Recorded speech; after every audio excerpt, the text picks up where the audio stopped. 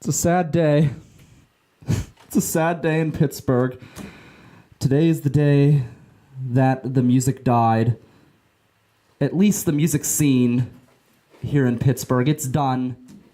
It's over. It had a good run. And now it's made its way to Hahn Funeral Home.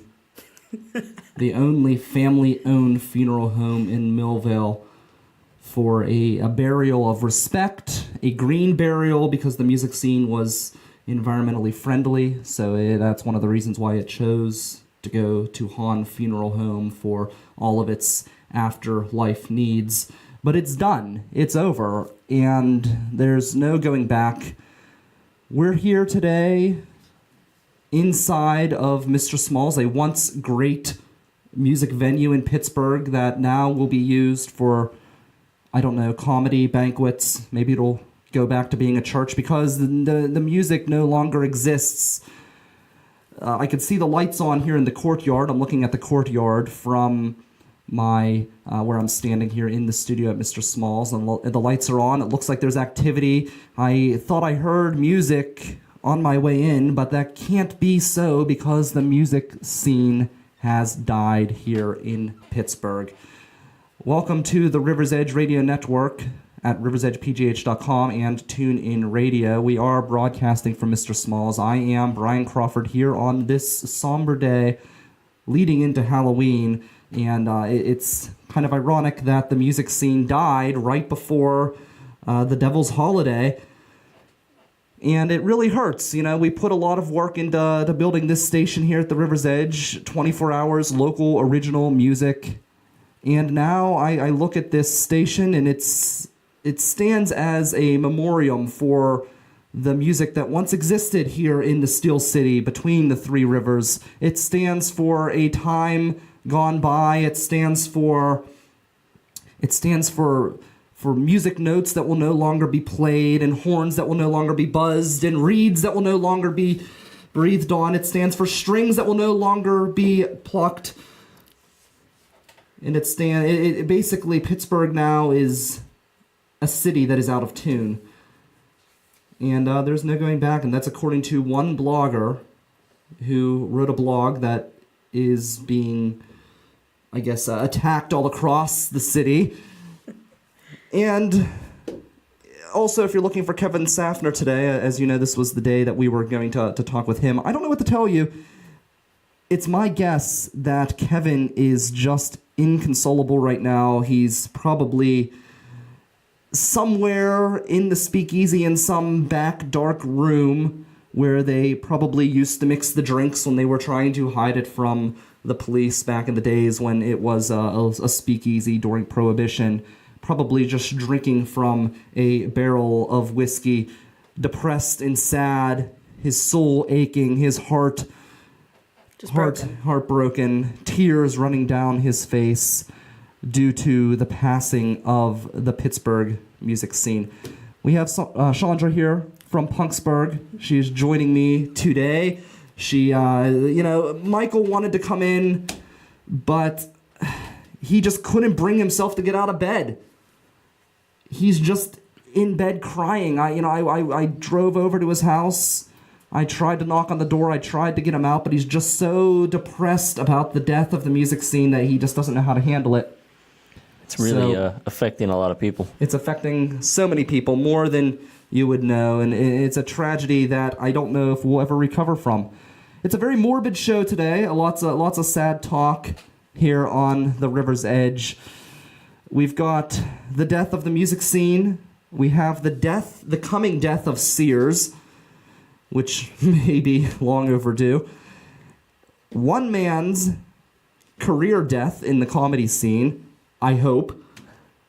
And the death of the Penguins' plans to redevelop the former Civic Arena site. We've got the weird news, and we've got lots to talk about. As you know, the music scene is dead. James Street is closing. Bloomfield Bridge Tavern has closed. If you are out there listening and you have a memory of the long-gone Pittsburgh music scene, please share it with me on Twitter at RiverTalkPGH or on the Facebook Live page. I'm Brian Crawford. You're listening to River Talk.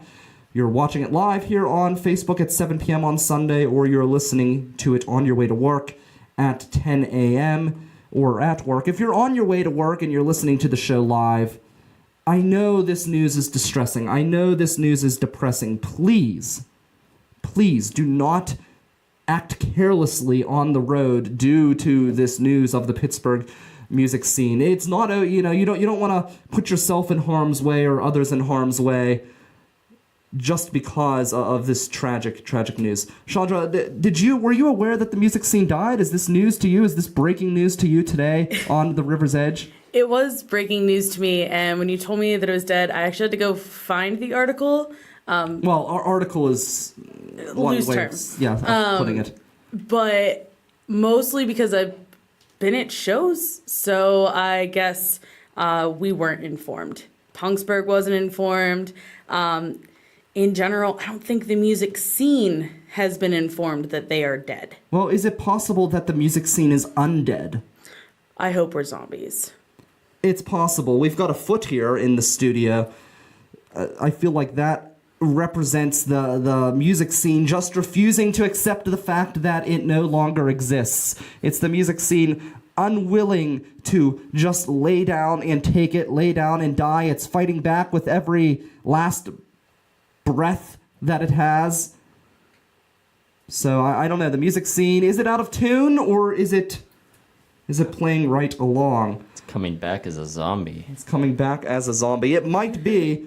We're here right before Halloween. It's been an interesting weekend. I was at the Moo-Ha yesterday. I was there with Zach, and then we went to the Double L bar after that. So good times there. Lots of fun. I learned of the success to pick up chicks on Halloween. You dress up as a minion. Dress up as a minion. Apparently, that's all it takes. Zach fell behind the board. He is horrifying. Engineering today's show. So you would not be into a minion? No. Why are they called minions? Because I always thought minions were like creepy, like I don't know, dark, like villainous type people, and these things don't seem that way. I mean, if you think about it, though, the character that they work with is supposed to be the villain, and so they're the minions, cute minions, but like that's. But aren't minions supposed to be test well with early demographic testing? So they switched them up to make them look cuter. That's stupid. I don't like it. Minions are supposed to be dark. They're supposed to be evil. Well, these ones are like bright highlighter yellow, so... That doesn't make any sense. They're supposed to be like grungy and dark and out there trying to thwart the Pittsburgh music scene and kill it off. But then you can't dress up as them to pick up girls. Exactly. I suppose. So the number to get us, if you're listening live on the videos, it's weird because we're not live on the radio anymore, so it's kind of weird to take live calls because no one can actually call in the morning of the show. But if you want to call in now, you can do so at 412-4072-PGH. That's 412-407-2744. Kevin Safner is not with us today, but that's okay. He's out there crying over the music scene. I do want to talk about this article, and you've done some reading on it, Chandra, and I know that this guy, from what we've gathered, is he only plays original music, the writer. He is a big fan of Kale, and he's really the champion for original music here in Pittsburgh. No. No, that's not at all. It's not. So that's not accurate. Music is a business, and I don't necessarily disagree with that. But so everyone hates kale, contrary to many different dietary beliefs, and especially what does kale taste like? Is it that kind of what does kale taste like? Does it taste like that leaf that almost is bitter? Is it a bitter tasting leaf? A little bit, yeah. So I think I liked kale. Yeah. I don't know. I may have tried it once. I think I liked it. I mean, I eat kale as like a salad. Okay. But apparently I don't exist because nobody likes kale. So I am nobody. None of us exist, really. At all. We're all dead. We're all part of the scene. We're all just sitting here as zombies. Speaking to the wind. We're zombies. We're zombies. Just so accept our fate. Yeah. I don't think that they've ever looked at Pinterest because there are plenty of kale recipes. In fact, you've pulled I up did. some of those. Yeah, we have some kale recipes. So, and what was the name of the author of this blog? It was Spiffy. Yeah, so Spiffy, who claims that kale, nobody likes kale. It doesn't exist. Spiffy Sean Styles, because he does politics without crazy pills, is the name of the blog for Spiffy Sean. But he's talking about the local music scene. That doesn't seem to fit the blog criteria. It's politics without crazy pills. Or kale. Strange political So, move. it's- Trashing the entire scene you work in. It's actually interesting because when you look at kale, the top things that come up are kale recipes, kale salad, kale chips, kale smoothies, kale salad recipes, kale soup, and then someone's name. But for kale recipes, you get options, and there's like more options than anyone actually wants to cook because it doesn't smell that great when you cook it. That's why you get it out. Exactly, you eat it while you're out. But he says you would not make a whole restaurant dedicated to kale dishes. Maybe we should open up a kale food truck. We could probably do that. Drive around issuing out kale. And that's the thing. If it smells like you say, we could literally make it while we're driving, and people can follow the smell They'll just know. to where we're at. Yeah. Because so there's some most awesome sautéed kale, garlic parmesan kale pasta, smoked sausage kale and potato soup, sweet potato chicken kale skillet, which I'll be honest, I don't understand why people like sweet potatoes as much as they do. Oh, you're But- wrong. Sweet potatoes are great. They're better than regular potatoes. They're great with other potatoes. No, they're great as a standalone. You get the sweet potatoes, you add brown sugar. Sometimes you can add marshmallows in with the sweet potatoes. My They're family down fantastic. home used to do that. Like that was a They're southern great, thing. yeah. I'll just stick to s'mores. I'm sticking to sweet potatoes. I'd rather have a sweet potato over a s'more any day. Can't we have both? No. They're both delicious. I feel like chocolate One on or your the sweet other. potato might be a little excessive. Yeah, oh, you're talking about combining them. Oh, a no, s'more, no. a s'more, but a sweet potato s'more. That would be interesting, especially if you went with like a dark chocolate route, threw some cinnamon in with it. I feel like that could be an interesting mix. Maybe add a little kale. You could. There you go. Don't you dare get kale next to my sweet potatoes. So we got some sea salt and garlic kale chips, easy 30-minute kale white bean and chicken soup, spicy kale and quinoa, slow cooker kale pesto. I love pesto, so I could probably put that in some kale. I don't know that I'd take it over basil, but yeah, it literally just keeps going. Like we're just So there are tons of kale rolling. options. You could make a kale restaurant, really. So we've got the kale. We've what else is in this article? What else do we need to know about this article? Oh, sorry. Because you can also make a kale pizza crust. kale pizza crust. That's all I What? needed to know. What? That's So- crazy. Now, are kale people? Can you eat kale and meat? Is that like cool? I don't think that they have to be separated. They don't have to be separated, so I can get like a meat lover's kale crusted pizza. My mouth is salivating. It's a good idea. Actually, my mouth's not salivating because none of us are here. We're all dead because we're all in that scene that has come to pass. So let's see here. Oh, also the apparently James Street, which is now just a tavern, is already closed. And Already? the hot take. What about Jeff Benton's birthday party? We just talked with Jeff Benton last week on this show. No, according to Spiffy Sean here, It's gone. yeah, Jeff it's- Benton, what happened to your birthday party next Saturday at the James Street Ballroom? Jeff Benton is, well, I guess he died with the music scene, so his birth is no longer relevant. we'll now have to just have a funeral for him instead. We'll have to talk to Han Funeral Han Home. Funeral Home. But the hot take from Spiffy Sean here is that they deserve to close. Okay, can we? So maybe he's another culprit. Remember last week we broke the news on this program that we had a suspect in the false accusations of James Street's noise violations after they spent thousands of dollars in renovations. So maybe he is another suspect. He says it deserves to be closed. So why does he say that James Street deserves to be closed? So basically, he talks about how music and playing music is first and foremost a business. and that venues booking. And Kevin Safner and the people at James Street, they were not into making money at all. No, not a business. It was just 3 floors. They were just giving shit away, giving food away, free entry, never charged. In fact, they paid you sometimes when you went to James Street because they just didn't believe in making money. They didn't believe in operating a business. Don't tell that to the people that I got money from the door from yesterday at the show I worked. And where did that money go? Oh, apparently nowhere. Nowhere. We're all dead. So Miss Chandra here, she is just collecting and not giving back to James Street. Is that what you're saying? Because we know that they don't charge admission. Oh, it didn't go to me. It didn't go to you. I turned the envelope back in. Okay, so probably went to maybe the artists like it's supposed to go to, but the artists that don't exist, the artists that are not in it to make any money at all, or run any kind of a business. Yeah, the ones that are dead.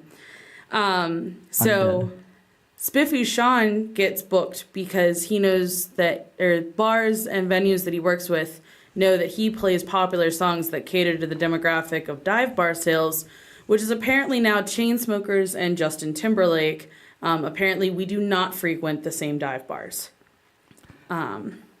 I mean, when we put together this music festival, that was one thing that people were like, oh, everyone's going to want covers. But we did all original music throughout the Millville Music Festival when we put that together, and it was a huge success. People loved it. Maybe they were lying. Maybe all of the reports were wrong. Maybe we're living in an alternate universe. It didn't happen. You were all dead. It's all lies. But yeah, so that they could drive the bar sales and make more money for the bar.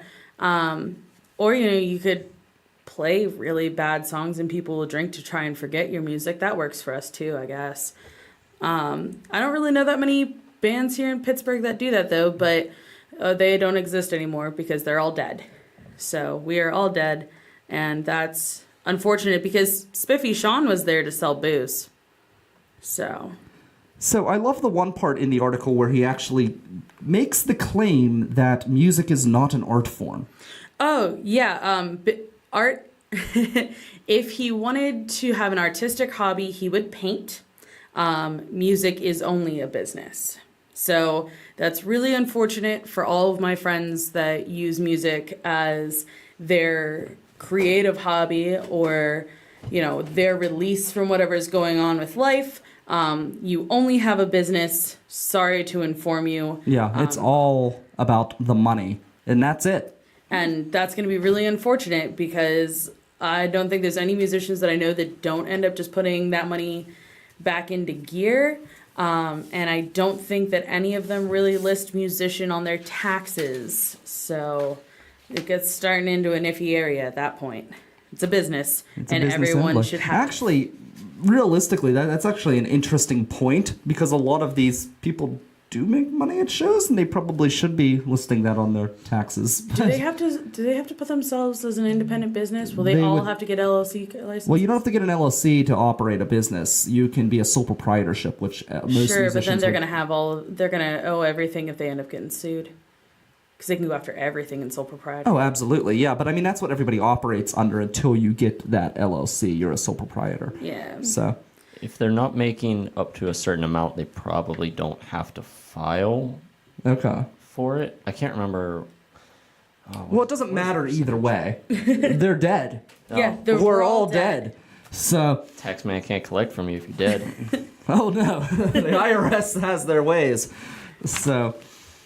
Yeah, it was an interesting article. Or an interesting blog. Yeah, because it's also, it's disappointing that Pittsburgh can't support a more diverse and culturally eclectic music scene, because the problem is that good music doesn't pay the electric bill, which I'm pretty sure that most venues aren't relying on the bands to pay their electric bill. Otherwise, they would probably not let them hook into their systems.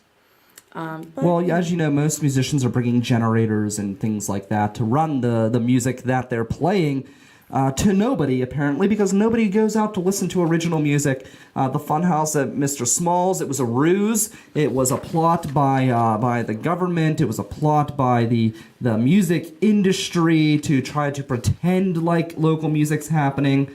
It's really just a diversion. all along. It never really existed. So it's really one of the greatest ruses, I think, in modern history. Yeah. I think at the end of the day, when it comes down to Spiffy Sean's article, he would rather you not play to a live audience, just put your music out there and hope for the best. Because he says that it's time to evolve Pittsburgh. Time to evolve. Because local bands don't need to play in dive bars for 20 people to get their music out there. And that model has changed with the demise of the record company and the rise of do-it-yourself options. Common Heart did not sell out the main stage at Mr. Small's over, 800 people. That didn't exist. No. The Deutschtown Music Festival this summer, a fiction of your imagination, it didn't exist. It simply can't exist. No. Nobody likes local music. And I loved it because I was contemplating this blog and I thought, you know what, you're right. I didn't create, my partners and I, we didn't create a 24-hour local music radio station. It doesn't exist. I mean, this is just a fiction, a figment of your imagination. This isn't happening. Yeah. We didn't, Punksburgh isn't covering local artists. At We're all. writing obituaries. That's it.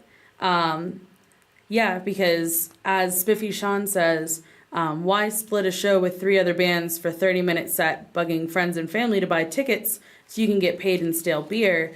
Because is that what we're mourning? Is that a scene worth saving? I don't know what bars he's going to that serve stale beer.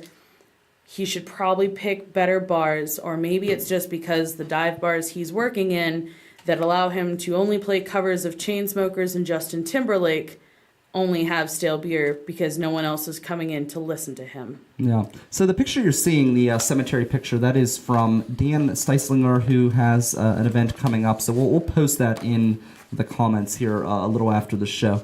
But if you're on the Facebook page, if you're not, you can find it via our Facebook page. But yeah, lots of people are lots of things are happening. Lots of folks are croaking, and Sears is the next one on the list. Sears has been plummeting downward for years. I used to work for the company in the early stages of its demise, and they just keep making really, really bad decisions. So when you think Sears, Chandra, what do you think about Sears, like as far as what they sell? What are they known for? When you think, man, Sears, I want to go there to get X, Y, Z.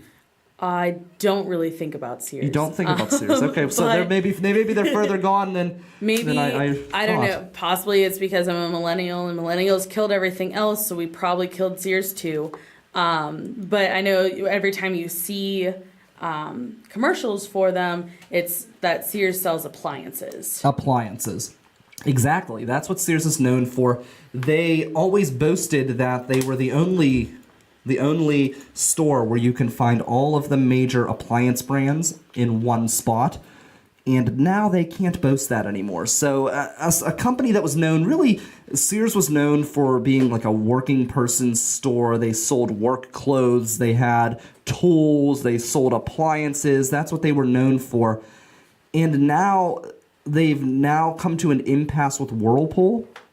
And they are no longer going to be selling Whirlpool appliances at Sears, which is one of the major brands of appliances. So now, like, one of the few things that Sears could actually hold on to is gone. And it just was an interesting story for me as somebody who worked for Sears. It was my first job.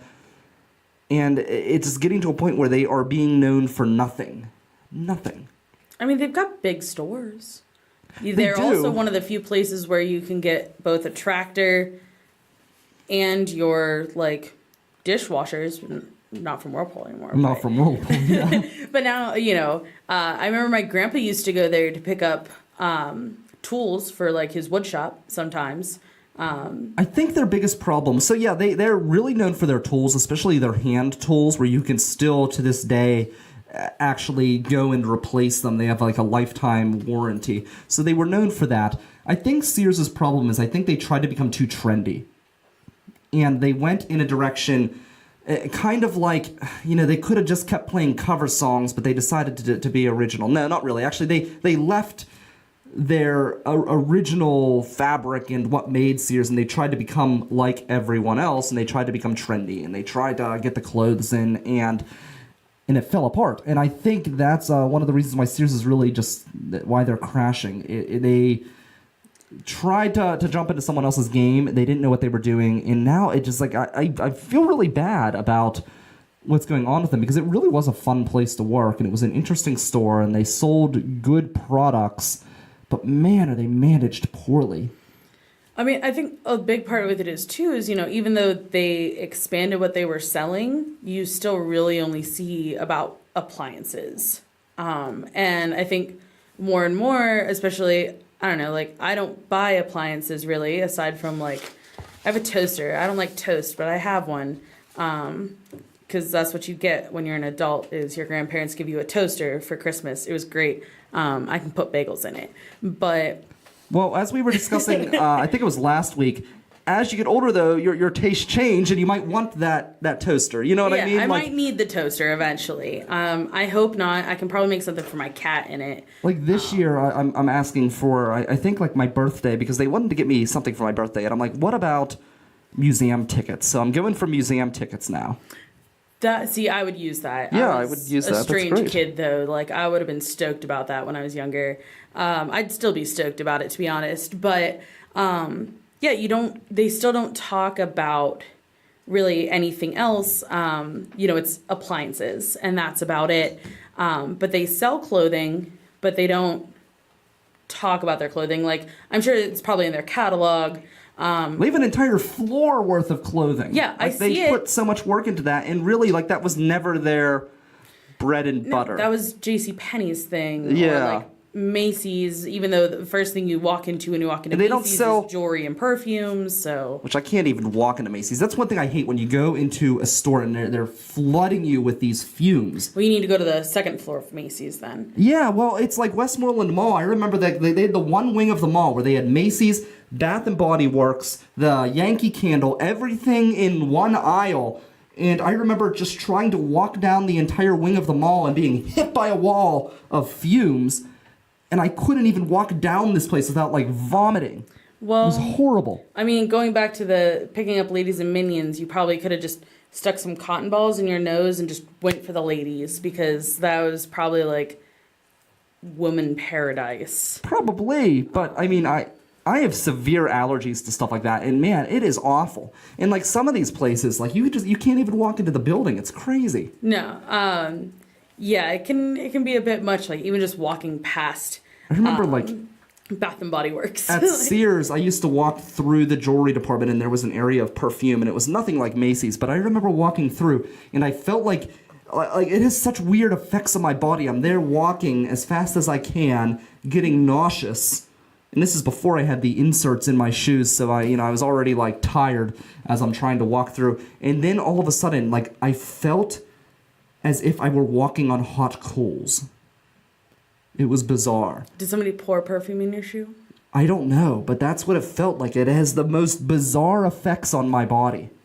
No more perfume for you. No, and I hate it because, like, some of these people, especially young girls, they're the most notorious. I heard some cultures it's a problem with the men, but among most people in the United States, at least, it seems like it's young girls in high school or middle school, where they decide not to shower and they think that they can make up for it by, like, downing a bottle of cheap dollar store perfume. I will fight you on that. That is definitely boys. Is it boys? And it was their ex, mostly. So maybe things have changed since I was in high school. When I was in high school, it was always the girls that would do that. I mean, girls will still spray themselves down, but it's not because they didn't shower. Why? You're supposed to spritz. Yeah, well, you spritz, but you also have to cover the dry shampoo scent, and then the sea salt scent, and then just like spritz. Organic perfume or your organic deodorant scent, because you want to know why the music scene's dying? It's because nobody can walk into a damn venue because everyone smells like a cheap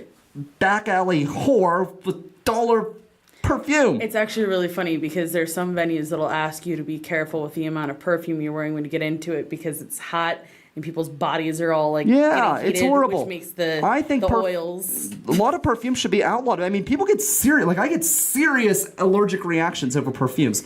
Like, I almost like there have been times where I've gotten sick and I felt like I could have ended up down at Hans because of the perfume in the air or the cologne or whatever. Like, it's horrible, and it seeps into your pores and gets into your eyes, and you've got a headache. You've essentially been maced.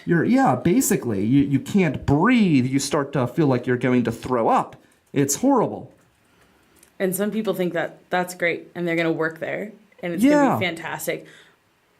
Which I remember one of my first like Black Fridays working retail and finding out that you could use like different credit cards at Bath and Body Works, and I was really upset that they told me that, because that's probably the only reason I still have a balance on that card. Oh, really?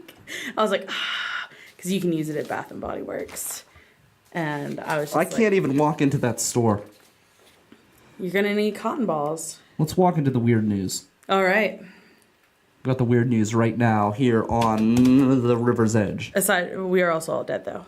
Yeah, so not really on the River's Edge. On what used to be the River's Edge, and is now now mysterious net waves. The Zombie Edge. The Zombie Edge. We'll be right back. Hi, I'm Rob Spear, host of Damn Near Killed 'Em, an interview show where anything goes. Once they gave it to me, you could have stuck a telephone pole up my ass. I was about to be, like, kicked out of the country. That's where they send the worst of the worst. In a psych ward.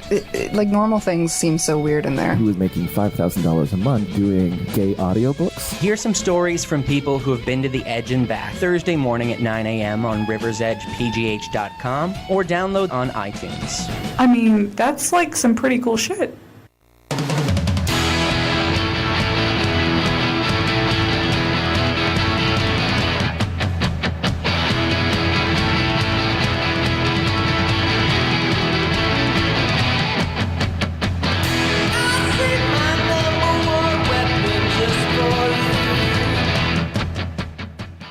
All right, we are Pittsburgh's #1 weapon, fighting the evil monsters that terrorizes the city of Pittsburgh each and every week with not one, not two, but 3 weird stories to fight off the beast. And story number 1, police caught 3 teenagers who were stealing 48 pumpkins. That's right, they were stealing. They called it a pumpkin lineup, and I guess my question is, are these 3 teenagers stealing the pumpkins in an attempt to finally bring down the pumpkin spice empire, which has taken over the coffee shops, taken over the bars? Maybe these people are vigilantes. Maybe they're not villains. Maybe they're not criminals. Maybe they are the heroes that we as a society need. Are you a pumpkin spice fan? I'm an apple person. You're an apple person. But I'm trying... Were they carrying all 48? Is that how they were caught orange-handed? Did they have, like, sacks of pumpkins? Well, let's see. It says that the officers snapped a picture of the abducted decor and posted it on Facebook. And it says that the police have been inundated with people coming to track down their Halloween pumpkins. So it looks like it was people's pumpkins that were stolen. I like that it also says none are carved. Yeah, none of the pumpkins were carved. They were all still whole. And I just wonder if that was the whole objective. This took place in Allentown, PA. Allentown, the town, not Allentown, the Pittsburgh neighborhood. But were they That's so confusing, by the way. Were they trying to take down the pumpkin spice empire or encourage you to go back out to the pumpkin patch? I hope that they were doing this in the spirit of eliminating pumpkin spice from everything. I'm so sick of pumpkin. I'm so sick of fall. You know, the one thing I liked about fall was Oktoberfest beer, and I'm getting sick of that too. I'm sick of the weather. I'm sick of the cold. Okay, this is not fall weather. This is too fall for me. This is too into winter. Like, I don't like any of it. I don't care about the damn leaves. I don't care about the cold. I don't like any of it. I want to literally hibernate from the middle of September to early April, we might fight because fall's my favorite. Fall sucks because fall you're falling into winter. It's horrible. No, okay, it's an awful winter's time terrible. Of year. Yeah, winter is. Fall is fantastic. That's when you prep to hibernate. You're gonna be a very terrible bear. Can't I just do that in the summer? You could, but you obviously didn't. Like, you'd be sleeping right now. I wish I were. Trust me. If anybody wishes he was sleeping right now, it's me. There is no one who wants to sleep. But you more could sleep than with me. those 48 pumpkins. You could hide them, make a house out of 48 pumpkins. Make a house out of 48 pumpkins. Have you seen how, like, were they big pumpkins? Were they just stealing the little gourds? Like, do we have pictures? We don't have pictures of the pumpkins now. You can look it up on the Associated Press. I'm going to, because I want to know. Because it says there's a... They were able to pumpkin cram them lineup. all into an SUV, so I'm assuming they're small pumpkins. And that didn't take place in Allentown. I'm sorry, that took place out in Missouri. The next story takes place in Allentown. Has anything weird happened to you? Do you have a weird news story? Otherwise, I'll throw something out of my, as one radio host says, that my colossal stack of stuff. No, I want to hear your colossal stack of stuff now. Okay, so there was a story that I had in reserve, and I wasn't going to bring it up today, but it is kind of Halloween-y, and we're going into the Halloween season. And there is a man, and I don't have the picture up, but you can look it up online. It's easy to find. He actually built a full-size, well, not a true full-size, but a close to full-size AT-AT walker from Star Wars. So if you're a Star Wars fan, you know what the AT-AT is. And I hate the Star Wars people that call them AT-ATs. That just sounds so stupid. It's an AT-AT walker. It's like this giant... Are you a Star Wars fan? Yeah, I know what they are. Okay, so it's a giant... It looks almost like a giant robotic horse, I guess. It's got the 4 legs. It's very slow moving. It's like a giant tank that goes and basically decimates entire armies. They're tanks insane. on stilts. Yeah, kind of. So this guy built one in his front yard, and the guy they're very progressive. The guy is dressing up as Princess Leia, and she was dressing up as another character, but they're really into Star Wars, and apparently every year they do something really, really crazy like that. There was one guy where I grew up who always had crazy Halloween displays, and I remember one time, he would do all sorts of weird things, and one time he built this entire room, painted all of the walls, put black tarp down on the floor, and there was a strobe light in there that kind of mixed everything together, and I went in, and I saw a mask floating on the wall on the right side of the room. And the candy bowl was sitting in the middle of this room, and I walk in, and I look to my left, and I see another mask literally floating on the wall on the other side of the room. And I know these people. I'd been going there plenty of times, and I said, one of you is real.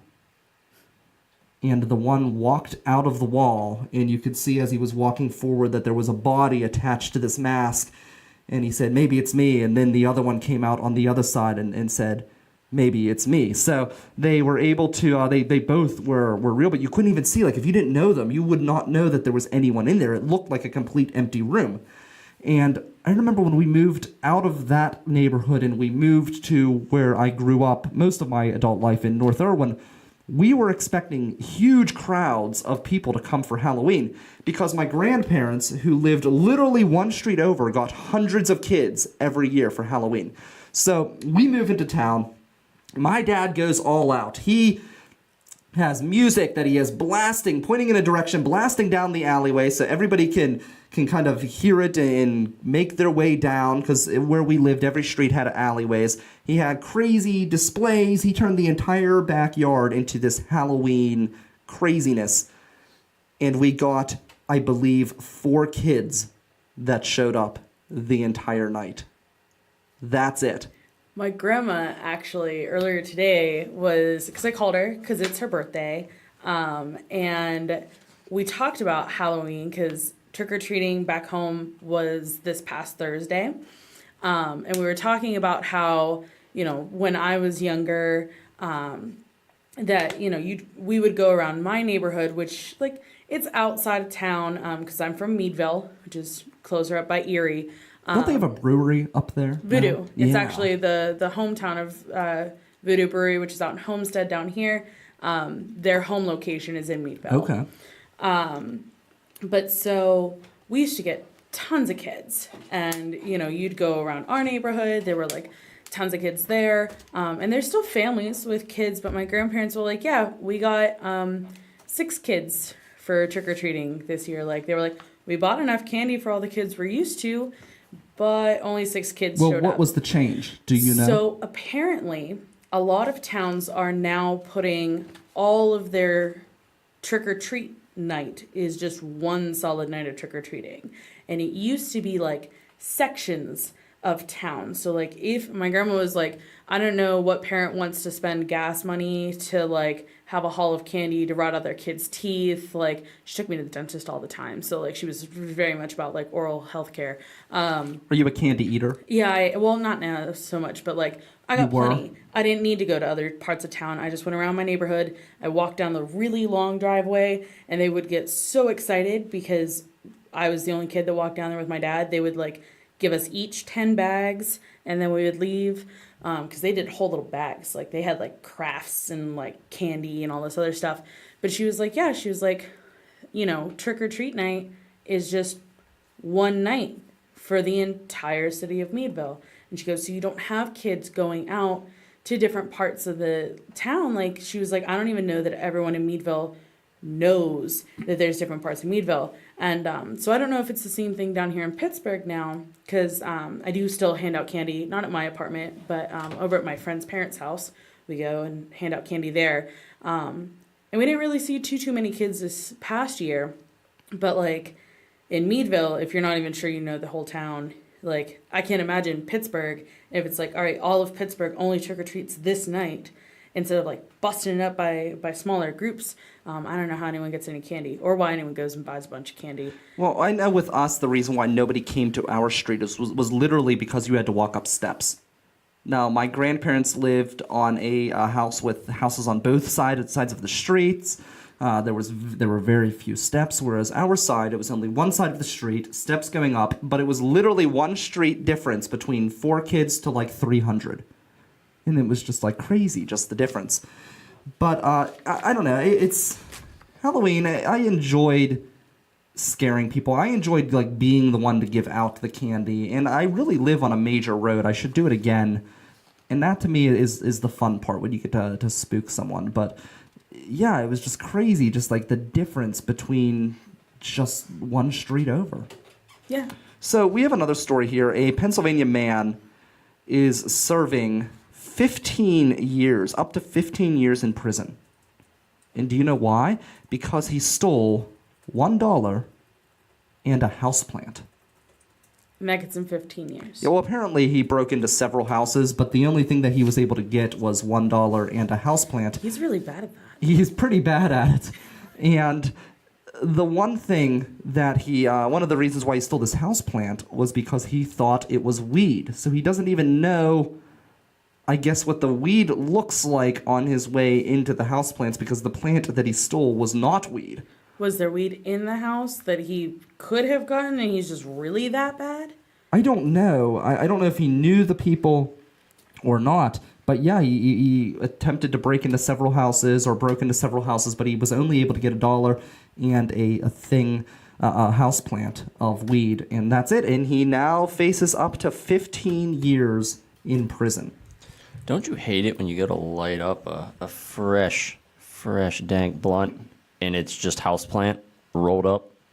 Catnip. Yeah, if he went to my house, he would be really he would really be having some bad luck. I've got plants all over my house, but I don't have any weed plants. Apparently, the room that I sleep in, apparently it was like a weed growing area at like one time, like a long time ago.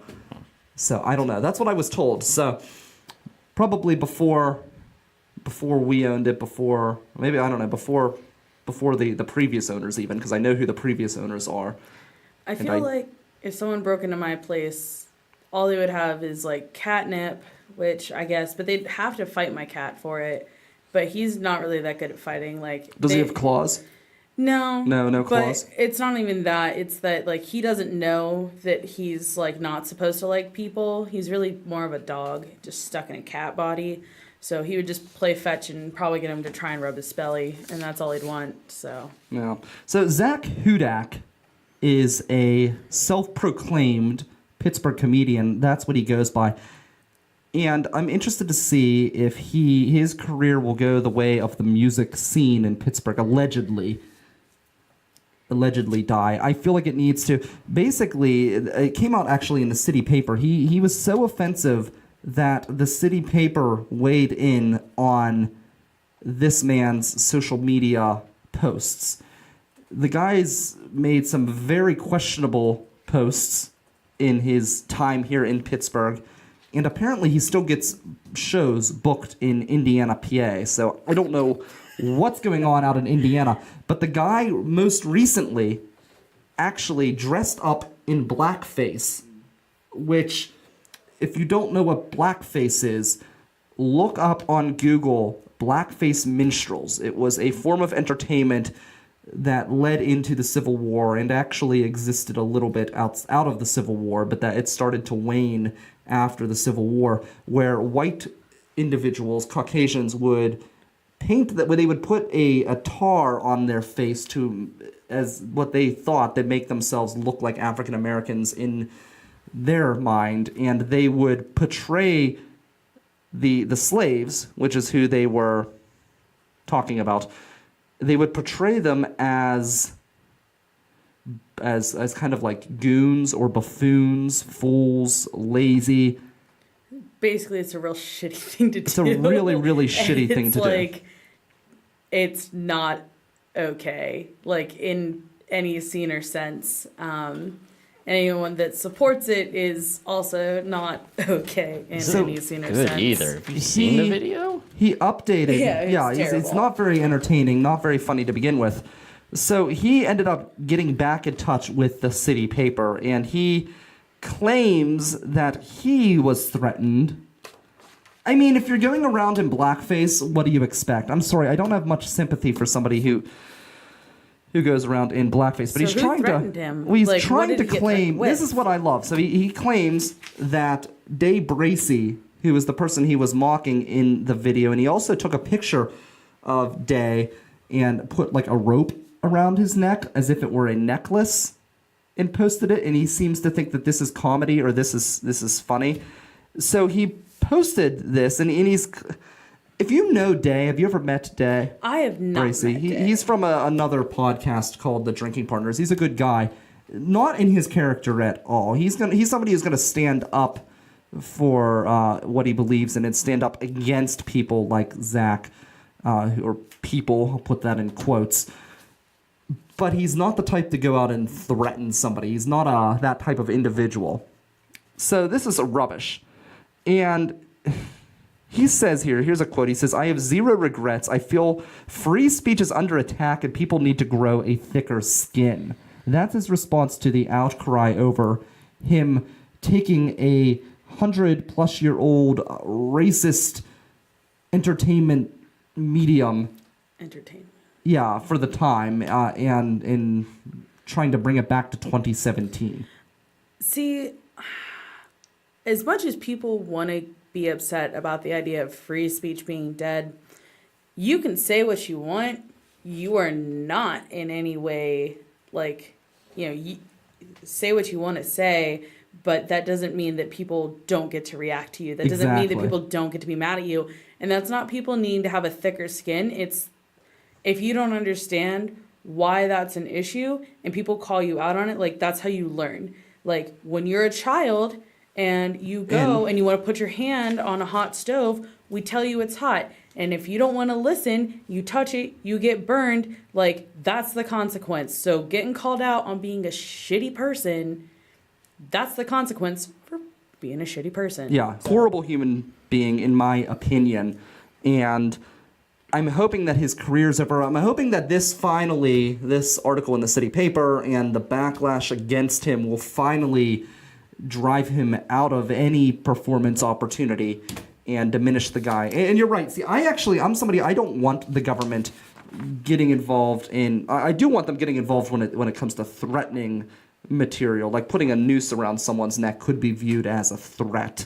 a picture. So that's a little bit different. But actual freedom, actual speech, I'm opposed to the government getting involved in that. But that means that we as a society have a responsibility to take issues into our own hands. And just because you can say something, like you can go on a video in blackface, and yes, that is legal, and I think that the government should not get involved in that, but I think we as a society could say, we don't support you, we're not going to allow you to perform at any shows, and I think it's our responsibility to stand in the place of a government and hold people accountable ourselves. Well, because let's see here. He even says in here, I'm a comedian, that is performance art, like it or not. I'm allowed to not like it, and under the free speech you so greatly propose, like, I'm allowed to say I don't. Yeah. But I also appreciate that he says that he just wants to move forward from the controversy because he doesn't want to see these people. He just wants to move on with his life and never have to deal with them again. He will ignore us and we can ignore him, which is fine and dandy, except for you don't, just because you don't like what someone else has to say about your performance art, maybe it goes right back along with Spiffy Sean, because nobody apparently liked the Pittsburgh music scene and it's dead. So I think that we should all just ignore him as an quote unquote artist in general, and let him die with the music scene, except for we'll raise an army of the dead with the music scene. Yeah, the music scene is undead. We're going to continue to live on. So that's the thing. Now that we're undead, you really can't kill us off. Yeah, so we're here to stay here. now, sucker. So I want to talk a little bit about Punksburgh while we have you here and what you guys have going on. You guys are you just won that big award with the city paper, best blog. Yeah, which was kind of crazy because now, was that best blog overall or best music blog? Just blog. Wow, best blog overall. So that's even beyond just, hey, we're the best in music. That was best blog. Yeah, it was best blog. And I didn't see you out there whining, oh, please vote for me. My life will be over if I don't get this award. Oh, no, we were actually, we were super stoked and really honored to even be on the nomination list. We had put out a post that was like, hey, this is something awesome going on, but there were so many categories being looked at by the Pittsburgh paper, the City of Pittsburgh paper, from, venues, bars, different hairstylists, type of hair, bands and such as well. And then blog was just a very general blog. And so to even receive a nomination, because there's so many different blogs in Pittsburgh. So and some that really was super awesome. Big, well-known ones too. So. Yeah, we were up against some really Who were you well-known up against? Groups. So there were a lot of people in the initial grouping, but just some off the top of your head. Oh, I'm terrible with names. I know that there were 3 main ones, and we actually, let's see here.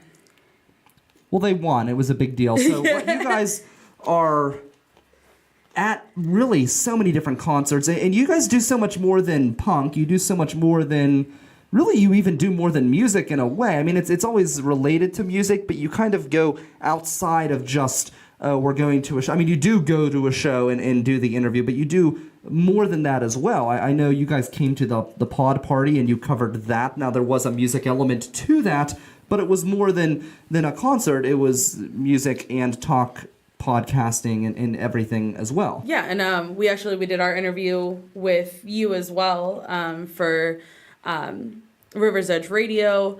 We've talked with there's Jim Troco. We talked with him about doing photography. Indigo Ballack, who's involved with the Mr. Roboto project.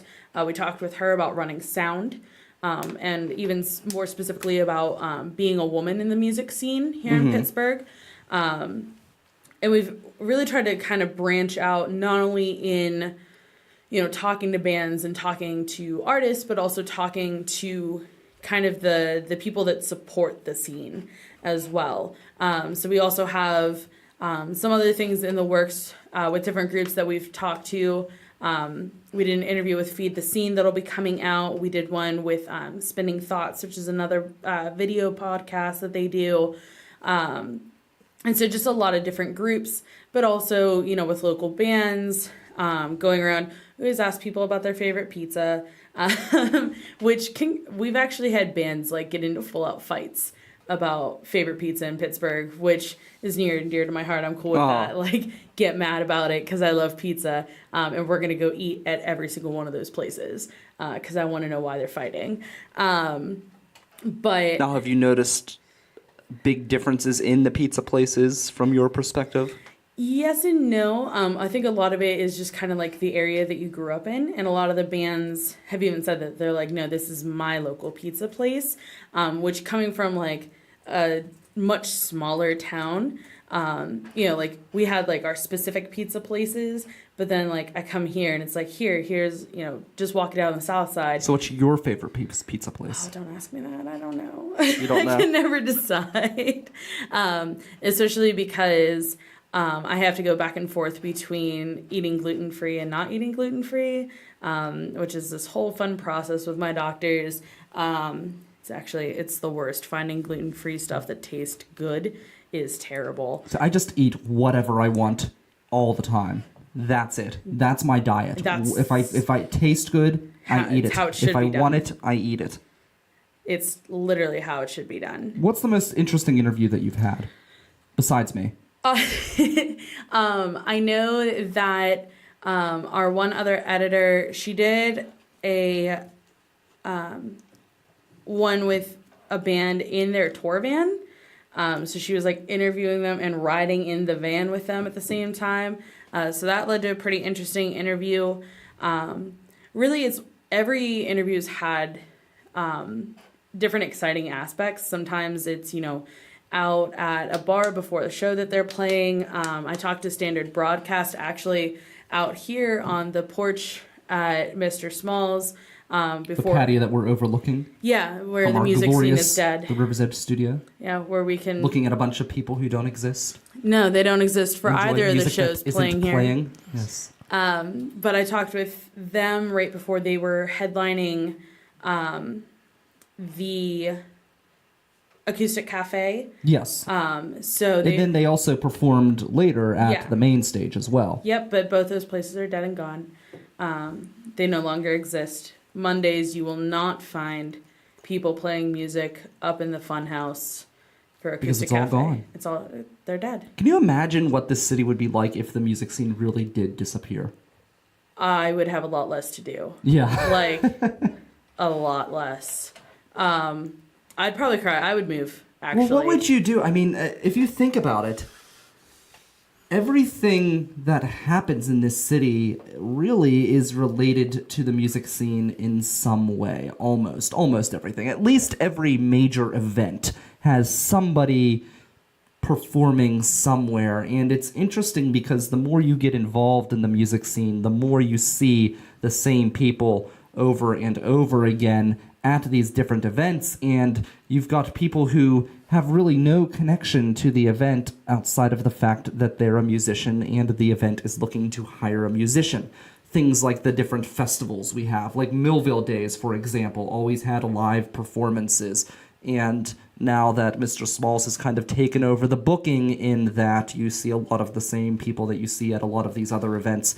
But it could be any event. Like Millville Days is not... I shouldn't say it's not about the music because it's becoming more about the music, but let's be honest, Millville Days is about drinking beer on the streets. And there's lots of things to do while you're drinking beer on the streets. So it's interesting that everything gets connected to the music scene in one way or another. I mean, you could even say that Etna did their art festival, and I had stopped down because I actually knew one of the bands that was playing, and so... went down, bands played, there were some speech performances as well as being able to go through and check out the studios and check out different people's art. Pierogi places were open, there were ice cream shops that were open, and all these places are not necessarily places that would have been open that late at night in general, but because there were people out and even to the end of the evening, it was getting later at night, probably about 10:30, if not later, and bands were still playing at the stage that they had put up in the middle of the street in Etna, but that has nothing to do with music. We're all dead. Well, that's Sharpsmead, which was an event in Sharpsburg. They had different local musicians who were performing there as well. So it's really every facet of Pittsburgh society has this connection that goes back to the music scene. And do you think that's why maybe your blog was able to be so successful in that city paper poll? Do you think it's because no matter what people are into, they come back to the music scene in one way or another? I think it definitely plays a role in it. I also think that, the nice thing with Punksburgh is we're kind of filling a space that, I know that Pit Punk had been around previously, but it hasn't been operating for a few years.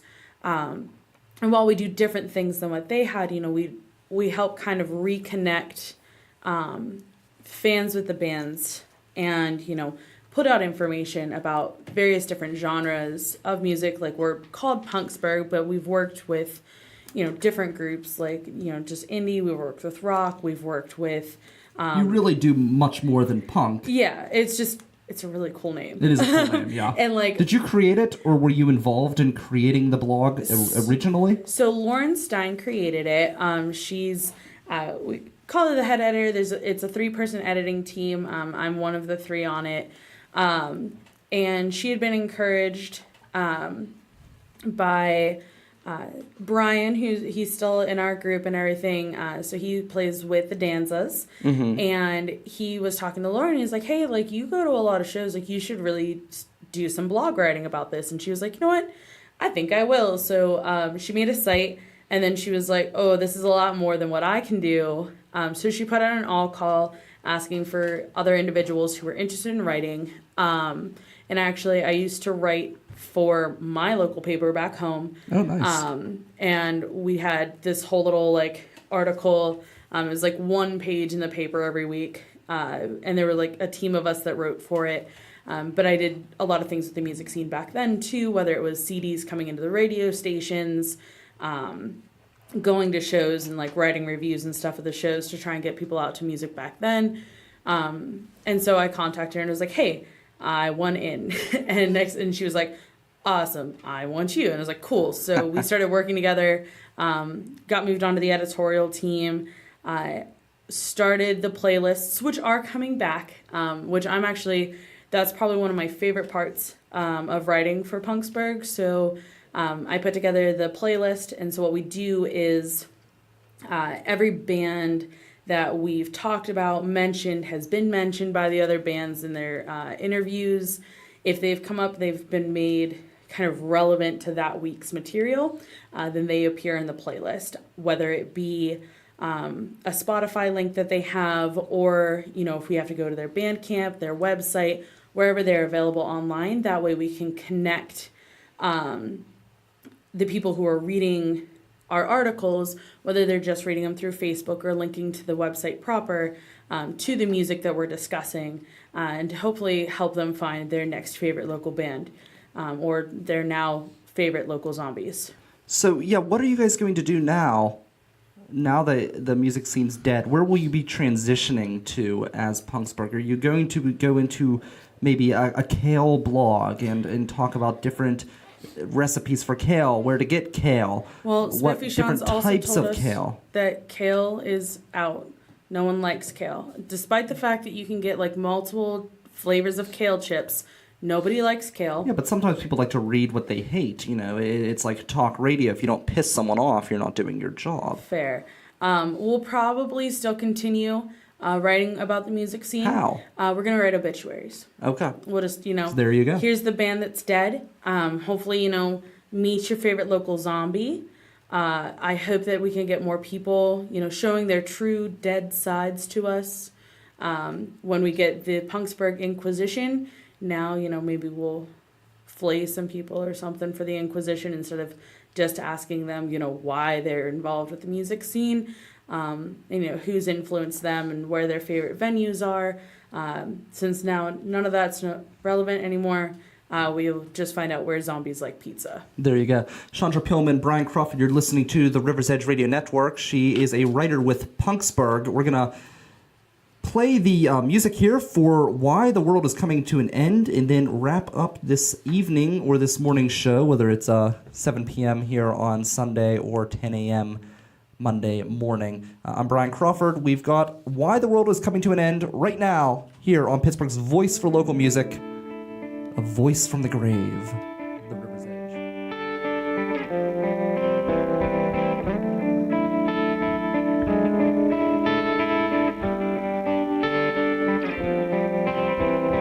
This is not progress, this is distress.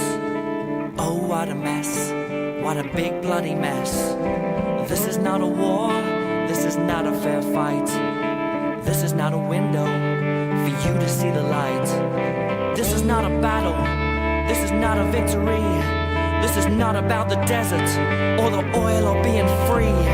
This is not a revolution when there is no solution. This is impossible to find a conclusion. I can't stand here and watch my world die.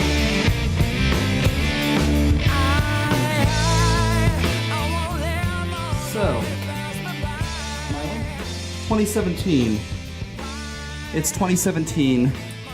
Why do we still allow winter to exist in 2017? It's cold outside. It's cold as hell. And I'm not going to take it anymore. What happened to global warming? What happened to carbon emissions? What happened to the heating of the earth? I feel like all of a sudden, in the blink of an eye, it's turned cold, it's turned rainy, it's turned miserable, it's turned unpleasant. I want to bring back the summer. I'm willing to compromise. If we could all just hibernate and ignore the winter months and come back to the only true season, summer, then I'm willing to make that compromise. I know you like fall, Chandra, but you're wrong. I'm not wrong. You're absolutely wrong. No, it's a horrible season. It leads, everything turns to death. All of the leaves leave the trees. They get really pretty when they die. They get really depressing.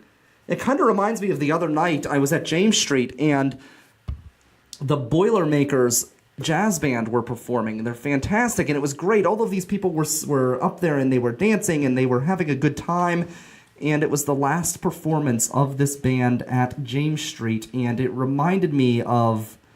It was a weird feeling because it was a lot of fun, and there was a lot of great energy, but it also had this feeling of finality, this feeling of a coming to an end. It almost felt like you were in a hospital with a loved one, with like the last gasp as their memory was kind of warped in leaving them, and that's kind of what I had that feel to it, like just a really sad feeling, and that's kind of what fall is like in a way. You know, you've got the good months coming to an end, you're just hanging on, you've got a few good days coming and going, and then all of a sudden, everything's dead, it's cold and clammy, just like this dead foot. It's miserable. I hate it. I hate the winter.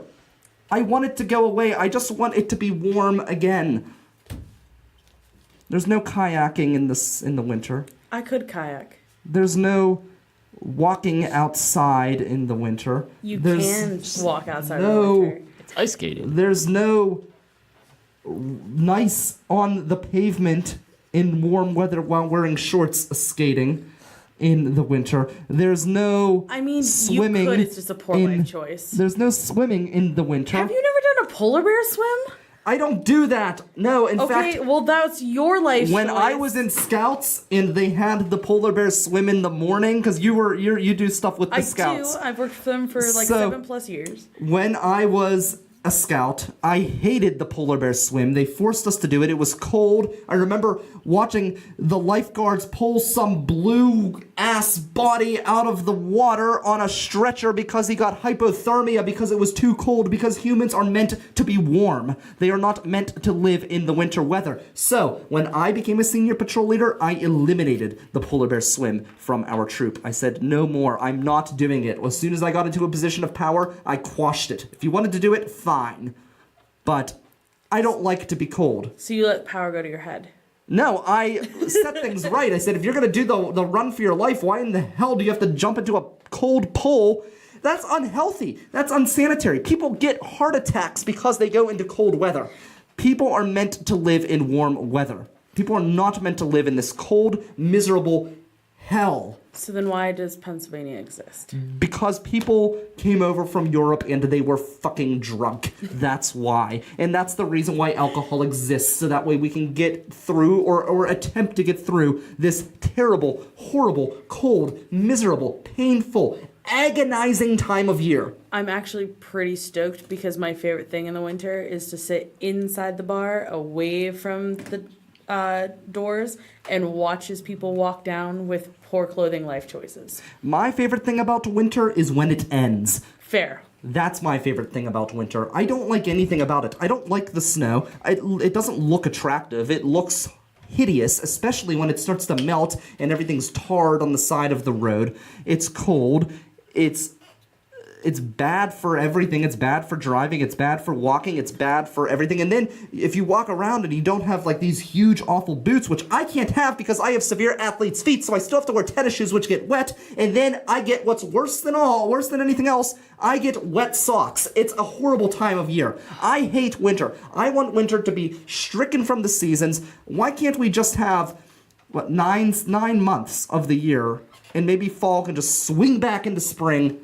And then maybe I wouldn't be so opposed to fall, but as of right now, fall is leading to this horrible, horrible time of year. So you want to live in Oregon? I want to live in, like, the tropics. That's where I want to live. Gotcha. Warm all Floridian year round. type. I would love to live in Florida. All of my family moved to Florida, and I remember because people always say, oh, when you move to Florida, eventually it gets old, and then you want to go back. That's what people like to say. Well, my aunt, everybody who likes to say that, just because you don't enjoy real weather doesn't mean that the rest of us have to be crazy and sick in the head like you. No. My aunt went to Florida. She lived in Chicago. She migrated down to Florida. Like a bird? Kind of, yeah. She probably flew. So she's down there, and I remember her friends would ask her to come up and visit. She refused. She said no. She cut Chicago out of her life, and she forced her friends to come down to Florida, where the weather is wonderful, where the water is clear, and you could see the fish swimming around your feet. Until you get a hurricane. Which is fine, because I would rather take a chance. I would rather die a life where I'm happy than live in this cold, miserable igloo hell that is Western Pennsylvania for 3 months. Really like 4 or 5 months out of the year. It's cold right now. It's cold in May. I'm sorry, March. It'll be nice in May. It'll be very nice, especially on May 12th. May 12th, next year's Millville Music Festival. It'll be really nice then, trust me. Warm weather. It has to. It was warm last year. It was warm last year. Yeah, it was really nice last year. Yeah, I had a good so time. I just want to know why this is why the world's coming to an end, because it's still 2017 and we haven't released enough carbon emissions to warm Pennsylvania up to an acceptable temperature. We still haven't gotten rid of New Jersey to get our own beach. That's true.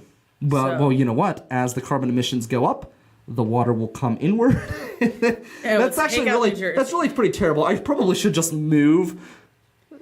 But we're going to take out New Jersey. They do have really good bagels. Do they? Yeah. I once went to New Jersey. That's a story I'll tell for another time. But it was an interesting experience with the Scouts, actually. Because you're not allowed to pump your own gas there. Oh, really? Is that a thing? No. So I didn't drive down there. They have there, gas so attendants. I didn't know that. You're not allowed to pump your own gas. Is that a law? They'll yell at you. You're not allowed to do it. That's interesting. Yeah, but it's still cheaper there. Is it? Yeah. On average, it was about 50 cents cheaper anytime I went to from here to New Jersey. Yeah. Wow, that's interesting. And they've got really good bagels. So I'm not an advocate for global warming. I'm just an advocate for lack of winter. For lack of winter, yeah. So and I work winter camps. Do you? I do. Okay. So I teach kids how to not die in the winter. So yeah, so winter camping. Inside. That's one thing that I always see. You would hate me. You would have smacked me if you were. Oh no, we keep them in the houses for the actual camping part. Oh no, I was in a tent, but I put a propane powered heater in the tent with me. We had a kid set stuff on fire one summer that way, and it was summertime. Well, I didn't sleep with it on. I just put it on in the morning to heat things up. You know. That's when you keep it in your sleeping bag. propane-powered heater? No, your In the stuff. sleeping bag? You keep your stuff in there. But you that way still it's got to get warm. out of the sleeping bag. Eventually, but Yeah. you can change in the sleeping bag. No, I really want the entire air and atmosphere to be at a prime temperature. And the older I get, the less enthused I am with camping. I just want to go to the tropics. I don't mind. Yeah, here's the thing. I'll make a deal. I'll go and I'll sleep under the stars like I used to when I'm a kid if it's a star on a beach in Sarasota. I think that's fair. I just use a hammock. Just use a hammock. So if you're listening to us this Monday morning, 10 a.m., we're closing the show. This is it. We've got nothing up next for you because there's no more music. The rivers, dead. yeah. Actually, no. We're going to keep the spirit alive, just like the Holy Spirit. This is actually Reformation Sunday. Sunday morning. This sucks. I wish like the show was on the same date because I'm referencing 2 different days and it's kind of confusing. But yeah, so we're like Jesus, we're going to come back. The music scene's coming back, and we're coming back right now. Up next, this has been River Talk. Chandra with Punksburgh. I'm Brian Crawford with the River's Edge. We've got local music up next. River'sEdgePGH.com.